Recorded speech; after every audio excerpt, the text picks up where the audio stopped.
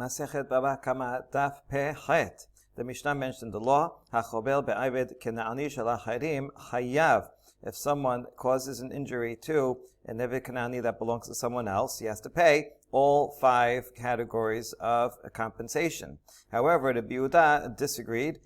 He agreed on 4, but he said the eved kanani is does not have humiliation. The laws of humiliation do not apply, so he only has to pay the other 4. So now we're going to look for the source of this machloket. My tamad the Yehuda. From where does the Yehuda know that the laws of embarrassment do not apply to an eved kanani?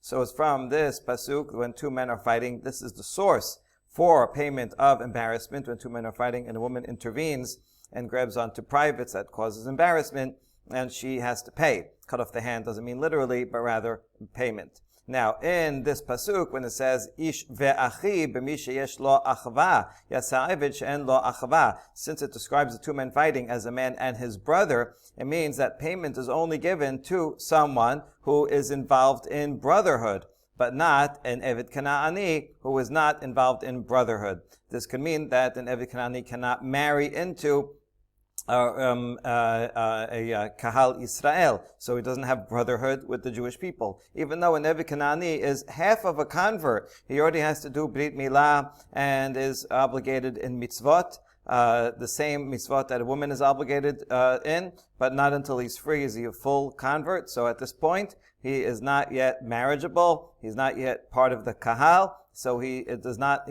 part of the brotherhood, and therefore does not receive this payment. Okay, that's Yehuda's source. V'Rabbanan achiv hu b'misvot. But the rabbis disagree and say an eved kanani does have brotherhood. After all, he has to perform most of the misvot, and so therefore it is called ish v'achiv, does apply to an eved kanani. So that's the machloket. When we say achiv, brotherhood, the Yehuda says that does not apply to eved kanani, and Rabbanan says it does. Now we're going to look at some other contexts, that other laws in the Torah that also mention brotherhood, and wonder about those. According to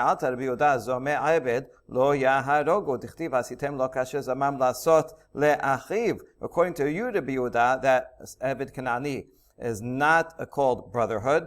If 2 people are conspiring witnesses, edim zomamin, and they accuse an eved kanani of doing something that would require capital punishment, and it turns out that they were not there and could not have seen it, so then the edim zomamin would not get capital punishment themselves, even though normally if they accused a regular Jew they would, because you only do to them as they try to do le'achiv, only if they accuse someone in brotherhood. But an eved kanani is not part of brotherhood, and therefore they would not get punished. Would you say that? But nobody thinks that. Amar Rava, Amar Rav Sheshat, Amar Kerau, Bi'arta hara mikirbecha mikol makom. So Rav Sheshat explains that the pasuk of edim zomin also says you have to get rid of the evil in your midst. You can't have these false witnesses. They have to be deterred. And therefore, we will give a punishment no matter what. So this is an inclusive term that says, you're right, even though technically eved kanani is not part of brotherhood, nevertheless, you would kill those conspiring witnesses, so the Yehuda has a different source. Now a question to Rabbanan, who says eved kanani is part of brotherhood. Does that mean that an eved kanani can be a king? Because, right, it says, Mikedev achecha, som tasim alecha, melech, Mikedev achecha, you have to pick a king from among your brethren. So, eved kanani is part of brotherhood, so that means he could be a king. Nobody thinks that. So, Rabbanan can answer to them, wait, according to you, what about a convert? The law is a convert also cannot be a king. It has to be a natural born citizen, like the president of the U.S. But according to you, again, a convert, everyone agrees is part of brotherhood. No one would disagree with that. Rather, we're learning from the mikedev achecha, from among your brethren. In other words, you can't just pick anyone who is involved in brotherhood, but only a select choice among them from the finest, meaning from the highest class, and not from a convert, and therefore certainly not from an eved ivri. So again, Rabbanan, who thinks that Eved Kanani is in brotherhood, but for king, there's another pasuk that would exclude them. Ela me'ata Rabbanan yehe abed kasher la'edut tichtiv v'nei ayed sheked ha'ed sheked an ha'bachiv. Another question on the Rabbanan who say Eved Kanani is defined as brotherhood. Does that mean an Eved can be as kosher to testify, to give testimony? Because after the pasuk says, behold, there was a false witness, someone testified falsely against his brother. So that means that, you're not allowed to testify falsely, but the point is that there is testimony as long as someone is called a brother, and you said Eved Kanani is called a brother, so that means Eved Kanani can testify, but that's not the law. Amar Ula, Edut la masit amarat atya, Edut bekavachomer me'isha. So Ula says, no, in fact, Eved Kanani cannot be a witness. And we know that from the derivation of testimony in general, because we learn the laws of testimony from a kavachomer, from a woman. In other words,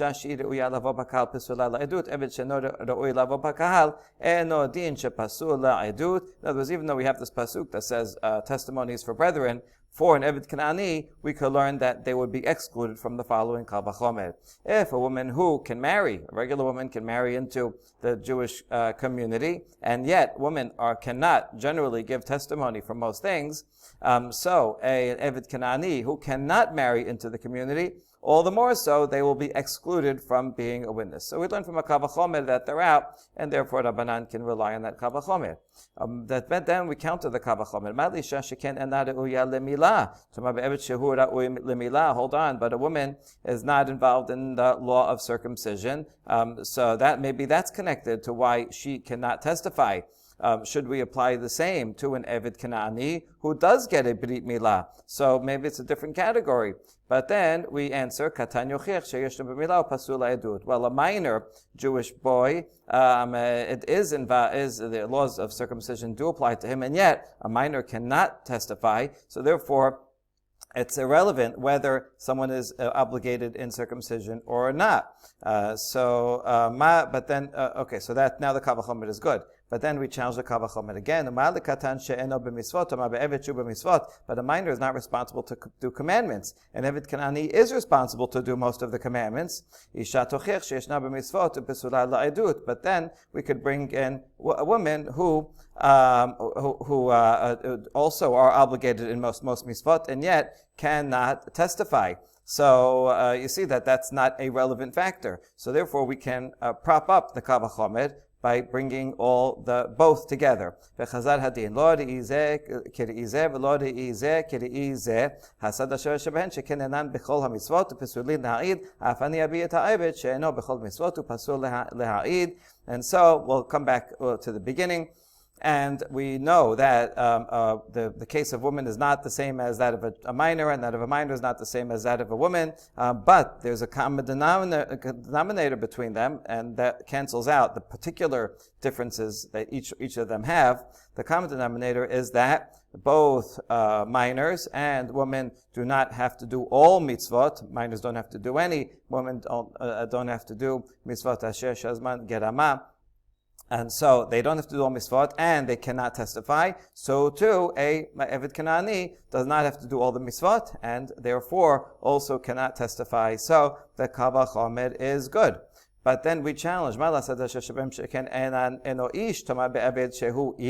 there's a problem because there's also a common denominator between women and minors that they are not adult males. And so, but Eved Ivri is an adult male. And so maybe the Eved Ivri should be able to testify because he has that in common with adult men, that he's also an adult male. And so we cannot bring Kal Vachomer from those two. So that's rejected. Rather, we're going to bring the Kal Vachomer from a thief. The Kal Vachomer from a thief would be that he is an adult male and cannot testify. Someone who's a rasha, who does any major sin, cannot testify.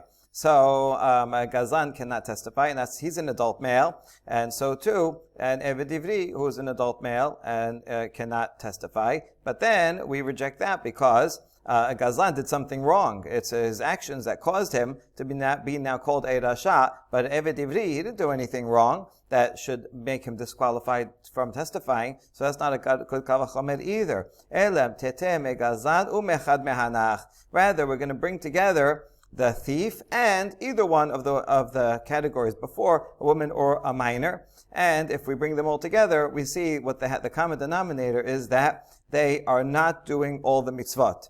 Now, a woman and a minor is because they're not obligated to do the mitzvot, and a thief because he violated one of the mitzvot. But either way, the fact that they are not, cannot do all the mitzvot makes them disqualified, and it doesn't matter if it's an adult male or not, or involved in circumcision or not. These categories together overlap and therefore cancel out any of the particulars. And so this is a good kal vachomer. If we bring gazlan and one either a minor or a woman, we can learn a kal vachomer that in fact Eved Kanani cannot testify. And so therefore, since Rabbanan have this kal vachomer, they can answer the challenge, even though it says brethren regarding testimony, Eved Kanani, and Eved Kanani generally is part of brotherhood for Rabbanan. Still, from this kal vachomer, we learn that they cannot testify. That's one derivation, that Eved Kanani cannot testify. Now we have another. Mor beret Ravina Amar Amar Kera lo yimetu avot al banim, lo yimetu al pi avot she'en lahem chayis banim. From this pasuk, lo yimetu avot al banim, that fathers should not die for the sins of the sons. The simple reading of that pasuk is that every person if one sin, they are guilty. You don't have vicarious punishment and punish son for a father or father for a son, which was done in the olden days, like in the Hammurabi Code. If a father was a contractor and built a building and it fell down and killed the owner's son, then you kill the contractor's son. Like the sons are property. So Torah says, no, sons are not like property, and everybody gets their own punishment. That's the simple peshat, and that's true. But the rabbis learn other laws from it. The basic law that we learn from this pasuk is that a father cannot give testimony for a son, nor a son give testimony to implicate a father. So, avot al banim, a father cannot get capital punishment because a son came and said, I saw my father do this sin. So close relatives, we learn from here, are disqualified from being witnesses. That's the basic thing that we learn from here that everybody agrees with. But now we're going to learn something additional. Lo yimetu al pi avot shenhem chayis banim. And no one can get the death penalty based on testimony of a person who is a father but has no relation to his sons. That is an Eved Kanani. When Eved Kanani, the master matches him up with someone and has children, those children belong to the master, and they do not belong, they have no legal relationship to their own children. So that's what this means, and therefore, so why not? Because they do not have a relationship with their children, then they cannot testify and about anybody, not only about their children. They can't be witnesses at all. Now, how do you know that you can apply this pasuk to that teaching? Because if it was only teaching one law, the basic law that children cannot testify against their fathers, then it should have added a suffix, the pronomial suffix, that fathers cannot get the death penalty on the basis of the testimony of their children. My banim, why are you generalizing it to all children? So this is coming to teach an additional law. It's not replacing the basic law that relatives cannot testify. It's adding an additional law that someone who's not related to his children, meaning an Eved Kanani, cannot give testimony at all. We challenge it. The continuation of the pasuk, what are you going to do with that? That children should not die on the basis of testimony of their father. According to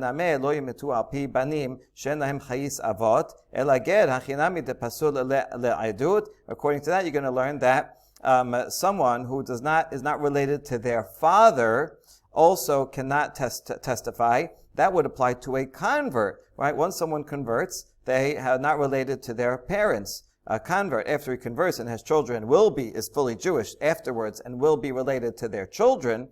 that they have after they convert, but they are not related to their parents. So therefore, according to this same logic, would you say that converts cannot testify? But that's not true. But according to your methodology, then you would come to that conclusion. So we answer, Amre hachi hashta, gernehi de'en lo chayis lema'ala, lemata yesh lo chayis, la puke aibe de'en lo chayis, lo lema'ala ve'lo lemata. No, but a convert is different because he only has no legal relationship, family relationships going back a generation, but he is related to his children. So that excludes an Eved Kanani who has no relationship, not with his parents and not with his children. That's the only thing that this pasuk is excluding. Because if you would think that a convert, we're further explaining what we just said. If you think that a convert cannot give testimony, and that's what the Torah wanted to teach, then the Torah would have formulated the pasuk differently. So then it would have said in the first half that fathers cannot be killed based on testimony of their children, and that would teach us only the basic law that of relatives that can't testify about each other. That's the basic law, that fathers will not die because of testimony of their children. And then the continuation of the pasuk should say, if you wanted to teach that converts cannot testify, then the second half of the pasuk would use the general banim lo yimetu al avot, not avotehem, but all fathers. Deshmat mina tereh chad lo yimetu banim be'edut avot, because that would teach us two things. One is the basic law that sons will not die because of testimony of their fathers, because they're relatives. V'yidach lo yimetu al pi banim she'en lahem chayis avot. And second, nobody can get capital punishment based on testimony of sons who are not related to their fathers, meaning converts. So I could have the first half of the pasuk give me the basic law. The second half of the pasuk should have said the first half of the pasuk would have had the extra the pronominal suffix because it's only teaching one law. The second half of the pasuk would teach the more general without the pronominal suffix and teach two laws. And then once I know convert, I could use that as a basis of a kal vachomer. Ve'ebed nafkale be kal vachomer miged. Umaged de lema'alahu de en lo chayis aval lemata yesh lo chayis pasul edut. Ebed she'en lo chayis lo lema'ala v'lo lemata en odin she'yeh pasul le'edut. And we can learn that an Eved Kanani cannot testify from a kal vachomer of a convert. If a convert who is not related to his parents, his biological parents, but is related downwards to his children, and yet cannot testify, then the Eved Kanani, who has no legal relationships, not with generation before, nor with his generation after him, all the more so, cannot be a kosher witness. So in other words, if the Torah really wanted to teach that converts cannot testify, then it would have said the pasuk in that way. But from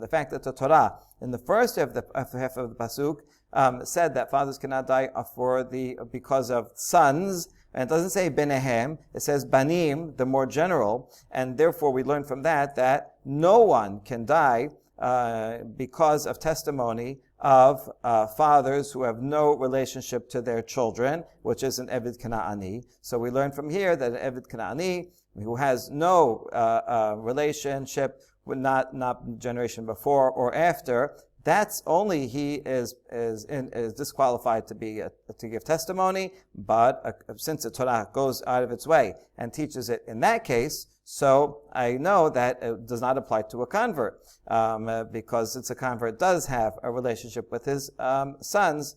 Therefore, he is not the same as Eved Kanani and can, in fact, give testimony. And now you're going to ask, how come in the second half of the pasuk, since we're not learning this law for a convert, how come the second half of the pasuk doesn't use the more particular pronominal suffix and say that sons cannot die because of their fathers, in which case we would learn only the basic law of relatives and not learn anything about Ged? and then that would make the most sense. How come he uses the general that sons cannot die for fathers in general, in which case we might learn that converts should be out, because that implies that no one can get the capital punishment from someone who is a son who is not related to the father, meaning to converts. So this is kind of a misleading pasuk. And the answer is, since in the first half of the pasuk, it used the more general category, banim, and not binehem, and it had to do that in the first half of the pasuk because it needed to teach about Eved Kena'ani. So too, the Torah, for stylistic parallelism, continued and said, banim lo yimetu al avot, and not avotehem, because that would be a mismatch. And so avot in general. Even though the thing that you might derive from avot, that the secondary law about get, is not true, nevertheless, the Torah, for stylistic reasons, left it as avot and not avotehem. This is a very important Gemara because we know this Aide de Katav, that argument of Aide is applied many, many times for Mishnah, that the Mishnah sometimes is very particular and uses an exact word so we can infer something. And sometimes we say about the Mishnah, often, we say that this is just for stylistic parallelism. It's more rare that we apply this to a pasuk. Usually, we think a pasuk is, the wording is precise and very exact, but here the Gemara is willing to say that the pasukim also sometimes are written with a stylistic, in the stylistic way, and one cannot derive a law from that particular anomaly. Okay, the Mishnah continues, says, Cheresh shoteh v'katan p'giatan ra'ah. It's always bad to be involved in an injury situation with a deaf person, someone who's not mentally competent, and a minor, because if you damage them, then you will be liable. If they damage you, you will not be liable. So you're always at a disadvantage. Imeh de Rav Shemuel bar Abba me'hagronya havat nesiba le Rabbi Abba katabin hu lenichse Rav Shemuel bar Abba berah. Now we have a story. The mother of Rav Shemuel bar Abba from Hagronya, she got married to Rabbi Abba. Now, she had some property that she owned from before the marriage, and she wanted to make sure that should she die before her husband, that the husband would not inherit it. Normally, husbands inherit their wives, but she didn't want him to inherit, so she wrote a document saying that her property should be transferred to Rav Shemuel bar Abba, her son. She had a son from a previous marriage. Okay. So this is, just to get the name straight, as the mother of Rav Shemuel writes a document saying that Rav Shemuel should get this money and not Rabbi Abba, should get this property and not Rabbi Abba, her husband. Now, Batar de Shechiva, sure enough, she dies. Azal Rav Shemuel bar Abba, Kamed Rabbi Yirmiyah bar Abba. The son, Rav Shemuel, wants to make sure he can collect his property. So he goes to Rabbi Yirmiyah bar Abba to adjudicate the matter. Rabbi Yirmiyah sees the document and said, I see, your mother transferred this property over to you, therefore it's yours. Okay, you can go and take it. Azal Rabbi Abba, Amarad Milta Kamed Rav Hosha'aya. But Rabbi Abba, the husband, he was not happy with this. He thought he was going to inherit this property, and he thought he had a right to it. So he took the matter to Rav Hosha'aya, and this was a difficult matter. So Rav Hosha'aya Amarad Kamed Rav Yehuda, and Rav Hosha'aya went and consulted with Rav Yehuda. They brought it up the ladder. Amar le Hachi Amar Shemuel, Haisha shemachrav b'nichse melog bechaye ba'ala umeta. Haba'al Mosi Miyad Halakochot, and Rav Yehuda said, in the name of the early Amorah Shemuel, if a woman sells property that she brings into the marriage, if she brings property into the marriage, the husband enjoys the fruit. He takes the fruit all the time that they are married.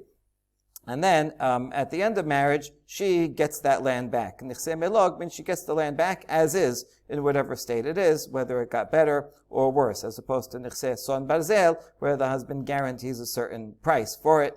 So this is her land that she owns, and if she tries to sell the land while she's married, while the husband is alive, and then she dies, that sale is invalid because the husband has a right to inherit her. Therefore, he already has a right at that time, and he can go to that buyer and say, "Sorry, I have a prior right to the land," and he can take the land from them. So too, if we apply that here, the mother has land that the husband deserves. Rabbi Abba deserves it because he is going to inherit. Now she basically wrote a document transferring it to her son. That's the same as a wife selling her land to someone else, and that sale is invalid. And therefore, Rav Yehuda told Rabbi Abba, "You have a right to the land. You can go and take it from Rav Shemuel." Amaru hakamed Rabbi Yirmiyah bar Abba. So now this matter went back to the first judge, Rabbi Yirmiyah, who did grant the land to the son, Rav Shemuel. Amar lehu ana matnita yada'ana. And Rabbi Yirmiyah defended his first judgment, giving it to his son, based on a Mishnah in Masechet Baba Batra. Ditnan. Hakotev nechasav libno le'achar moto, haben eno yachol limkor mipnei shehen birshut ha'av. והאב אינו יכול למכור מפני שהן כתובין לבן.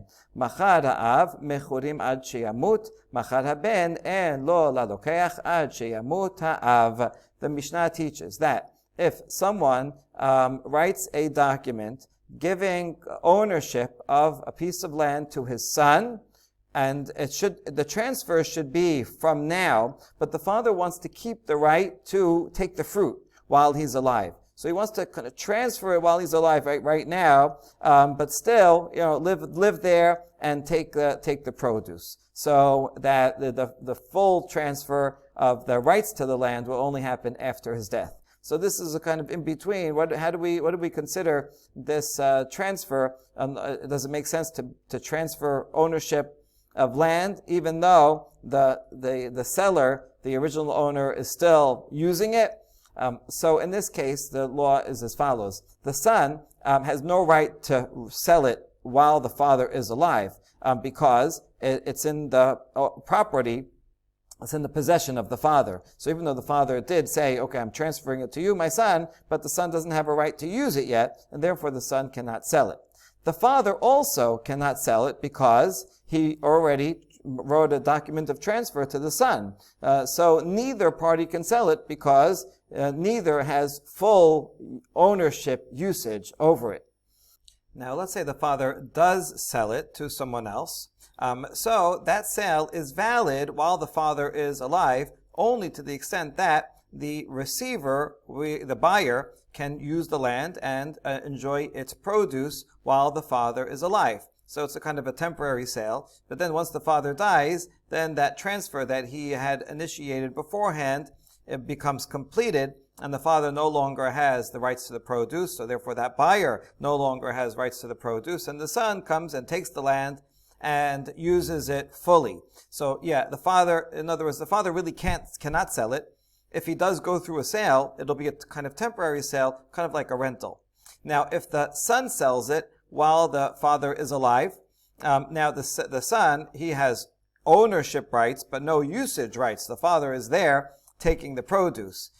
So therefore, the buyer cannot come and take the land while the father is alive. But once the father dies, then the transfer is totally complete. Even the usage goes to the son. And since the son had already sold it to that buyer, then it goes directly to the buyer. That's what the Mishnah said. Now, ki mayit av mi ha'it le lokeach ba'af agav demet ha'ben bechaye av delo atu lideh haben. We can infer, and this is what this is how Rabbi Yirmiyah he quoted this Mishnah to prove his point. So he's inferring from the last line here that once the father dies, then the sale of the son ends up going through and is perfectly fine. And according to the Rabbi Yirmiyah's reading, it doesn't matter who dies first, even if the son dies first, while the father is alive, as such that the land never actually got fully into the hands of the son. Nevertheless, the sale is valid. In other words, the father and son are both alive. The father says, here, I'm transferring this land to you, right, from now, but I'm going to take the produce and use it and live on it all the time while I am alive. The son then goes and sells it to someone else. Now, it's not fully in the hands of the son, so that buyer is just waiting around. The son dies. Then afterwards the father dies. That sale is valid because the son, even though he wasn't using the fruit, did have ownership of the land, and so therefore that ownership is recognized, and once the father dies, that sale is completed and the buyer can come and take it. That's how the Medinat is reading this. This is important because there's a parallel here to our case. In our case, the husband is like the father because the husband is enjoying the produce or all the time of the marriage. He doesn't own the land. The mother retains ownership of the land, but he enjoys the produce. So the husband is like the father. The mother, in our case, Ibiya's case, is like the son, because the mother owns the land, but does not have access to the produce. And the son, in our case of Ibiyah, Shemuel, right, he is like the buyer, in the sense that the mother is transferring to her son while her husband is alive. So the husband is enjoying the fruit. She owns the land. She says, I'm going to transfer it to you, my son, from now. But then she died while the husband is alive. Ibn says this is the exact same case as the Mishnah. Just like in the Mishnah, even if the son dies first, since the son transferred it while he was alive, once the father dies, then it fully goes to the buyer. So too, the same thing here, since the mother transferred this piece of land to her son, even though the husband is using the fruit, doesn't matter. The ownership is, the main point of ownership is the one who owns it, not the one who is using the fruit, and therefore the sale is valid. That's B'rimiya's proof. Now to understand this proof, we're going to explain this Mishnah more fully. Rabbi Shimon ben Lakish, and we're assuming the opinion of Resh Lakish. Amar lo shenameh taben b'chaye ha'av v'lo atu lidei haben deben lo shenameh ta'av b'chaye haben da'atu lidei deben kana lokeach. Resh Lakish interprets it, or Rabbi Yirmiyah is interpreting this Mishnah the same as Resh Lakish did, who says that it doesn't matter who dies first. Whether the son dies first while the father is alive, such that the property never went fully into the hands of the son because the father was using it the whole time. And it doesn't matter whether the father died first, in which case the land did totally go into the hands of the son. Either way, the sale of the son to that buyer is valid and goes through. De'itmar. Here's the full background of the machloket that Shakish was arguing with Rabbi Yochanan about this. Machara ben b'chaye ha'av, umeta ben b'chaye ha'av. If the son sold it while the father was alive, but then the son died while the father was alive, Rabbi Yochanan amar lo kana lokeach, Shakish amar kana lokeach. Rabbi Yochanan says the sale is invalid, Shakish says the sale is valid. Rabbi Yochanan amar lo kana lokeach amar lach, ki katani matnitin machara ben lo kana lokeach ad shemut ha'av. Rabbi Yochanan explains that it's invalid because when the Mishnah says that if the son sells it, it's not valid. The sale does not go through until the father dies. But then when the father dies, then it is valid. That's only if the son did not die while the father was alive. Because then it does transfer to the son, and then since the son had already sold it, then it has a mechanism to transfer to the buyer. But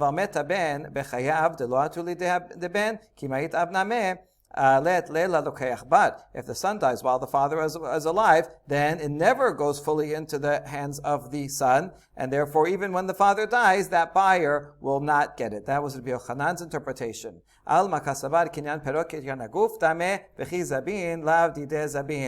The essential principle behind Rabbi Yochanan's opinion is that ownership over produce is like ownership over the land itself. Whoever enjoys usage of it, they have the more important access of the title. Since the father, even though he said, I'm selling you to from now, I'm giving it to you to now to the son, but still, since he is using and enjoying the produce, so it's as if he still has access and ownership of the land itself, and therefore, when the son sells it, he's selling something that doesn't yet belong to him.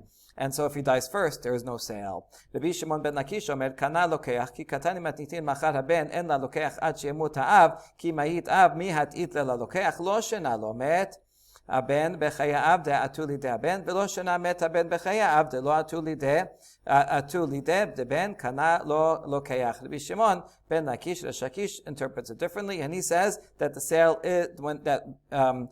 is valid. And when the Mishnah, that last line says that if the son had sold it, then it doesn't transfer to the buyer until the father dies.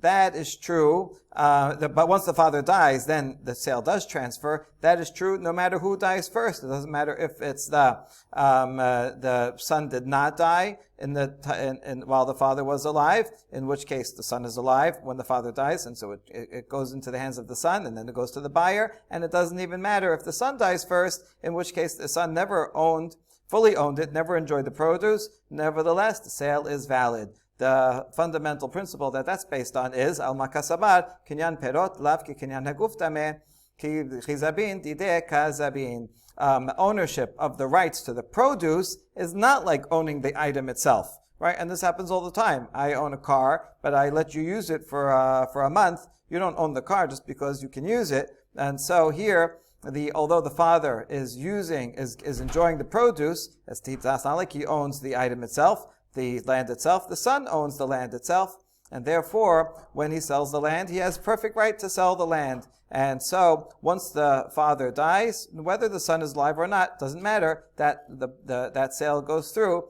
and the buyer owns it. Okay, that's the background, the two explanations of our Mishnah. Now, let's apply it to our case here of the mother who transferred the land to her son, and Rabbi Yirmiyah ruled one way, and Rav Yehuda, based on the statement of Shemuel, ruled the other way. So how do they each interpret it? Ba'anan hashta ben Rabbi Yirmiyah barabba ben Rav Yehuda ke Rabbi Shimon ben Lakish sevira lehu. So actually, this machloket between these two judges, Rabbi Yirmiyah, who said the son gets the land, and Rav Yehuda, who said no, the husband gets the land. Both of them agree with Resh Lakish. So we're not even following Rabbi Yochanan at all, but they're arguing within two interpretations within Resh Lakish. V'kama Rabbi Yirmiyah bar Abba. Isal kadate kinan perot kinan haguf dameh. Yirmiyah says, if you think that ownership of the fruit is like ownership of the item itself, which is what Rabbi Yochanan said, then the consequences would be ki mayit av umayit haben bechayeh ha'av amayit le la lokeach. If the father dies,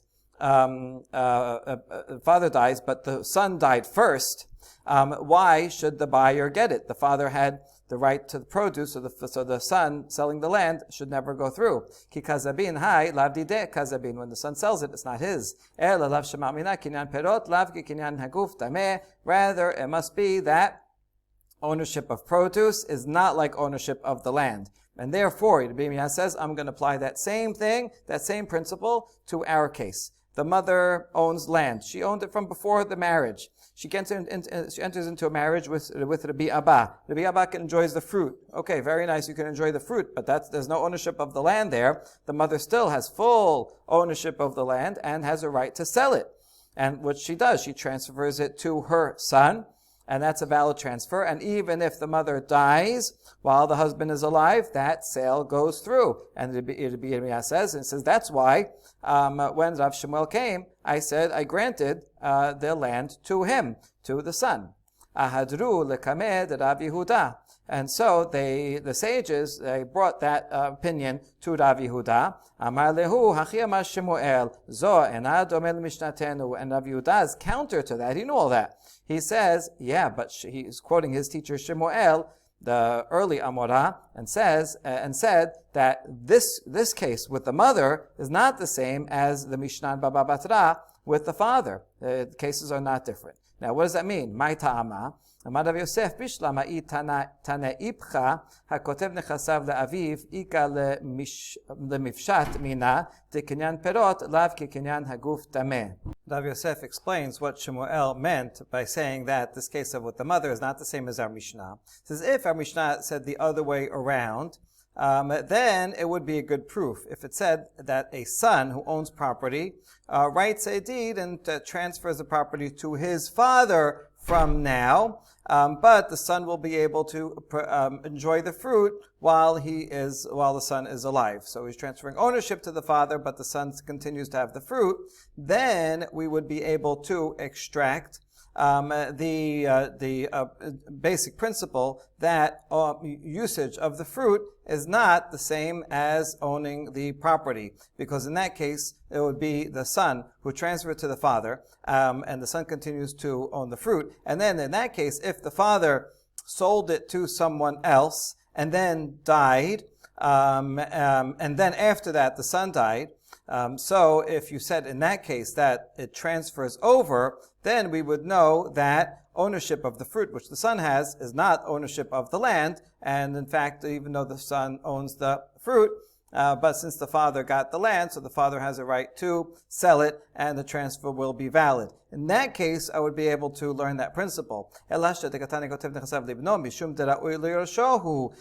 the way that the Mishnah is actually written, with the father granting the land to his son, maybe the reason why the son has a right to sell it is not because we recognize that transfer, because the son owns it even though the father owns the fruit, but rather because the son is in line to inherit the land. And therefore, the father, since he's going to inherit it anyway, the father is okay with the son selling it even now. But there's no proof here. It could be that the son has a right to sell it only because he has a right to inherit. Abaya says, yeah, but actually it doesn't matter which way it would be. Are you saying that a son inherits a father, but the father does not inherit a son? If a son does not himself have children, then the father inherits. So actually inheritance can go both ways, and therefore that's really the same thing.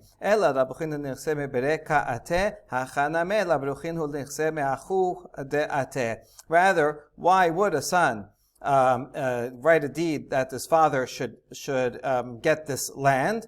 Could be that the son who owns the land himself does have a son, but he doesn't like him, and doesn't want his son to inherit. So therefore, the middle one writes a deed that it should go to his father, the grandfather of the bad son that he doesn't want it to go to. So that's why he's doing that. And here too, it could be the same thing. When a father grants title to his son in his lifetime, it could be that the father has other sons, but he doesn't want the other sons to inherit, so he gives it to one particular son while he's alive and says, listen, I'm still going to use it while I'm alive, but you will inherit it, you will get it after I die. So really the cases are the same, and therefore that can't be what Shemuel meant when he said that the case of the mother is not the same as our Mishnah. Rather, what did he mean when Rav Yosef quoted Shemuel by saying that this is not a good proof? He's saying that to Rabbi Yirmiyah. Mishum takanat usha damar Rabbi Yosef bar chena beusha etkinu isha shemachra benichse melog vechaye ba'ala umeta habal mosi miyad halakohot. It's because of an ordinance that was made in the city of Usha. Because Rabbi Yosef bar Chanina says in Usha, the rabbis got together and they made an enactment that if a wife sells nichse melog, that's land that she owns, and she will get back after the husband dies or after divorce. She gets back the land as is, so she retains ownership of the land, even though while they're married, the husband enjoys the fruit. So the rabbis decided that if she should sell the land while she's married, and then she dies, the husband inherits it anyway, and he can go after those buyers. We want to protect the husband. This was part of the marriage deal, that hey, you're bringing this into this land into it, and then I have a right to inherit. So the husband is expecting that. We don't want him to be cheated out of that by the wife going and selling the land while the husband is right there. So the rabbis say, oh, you can't. If she tries to sell it, we don't recognize that sale. And if she dies first, the husband can go after those buyers. That was a takana. It's for this reason that Rav Yehuda said, in the name of Shemuel, that Rabbi Yirmiyah's ruling on the case was wrong, and that mother who had given the land to her son while the husband was alive, it's invalid, and the husband, Rabbi Abba, has the right to go and take it back for himself from that son, from Rav Shemuel.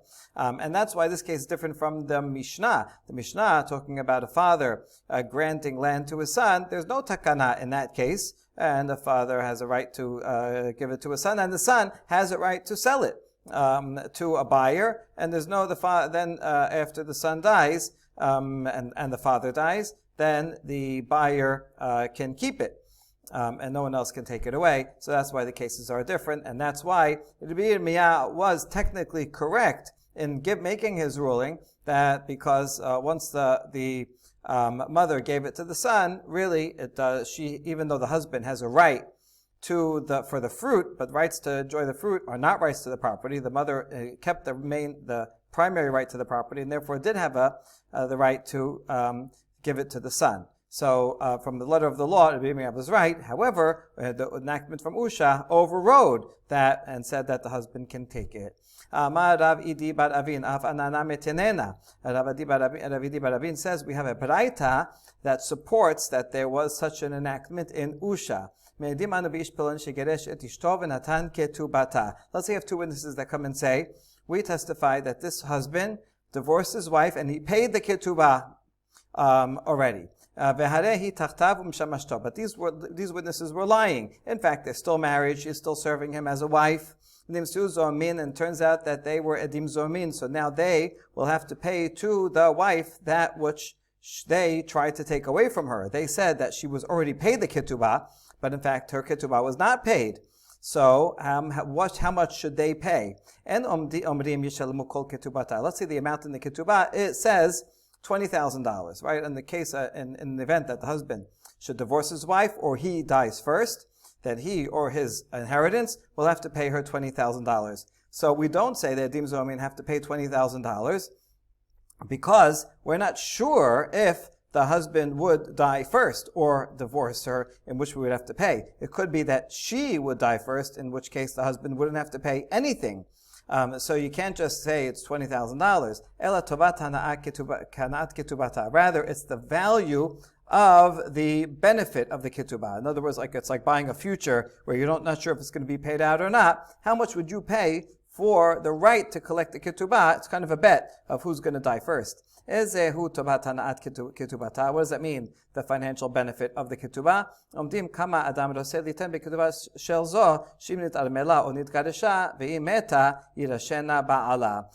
We can estimate how much would you give? How much would you bet? Give for the right to collect this ketubah should she become widowed or get divorced, in which case the entire amount is paid. But if not, if she dies first, then the husband will get all of her property and there will be no payout of the ketubah. So maybe that's like a 50-50 chance, so that would only be $10,000, or depending on maybe if he's very old or she's very sick or whatever, you could make such a calculation. That's the Baraita. Now, how can we prove from here that takanat usha v'isakada tachleta letakanat usha amayira shena ba'ala? If there's no takana in usha, then why does the Baraita end and say that the husband inherits everything?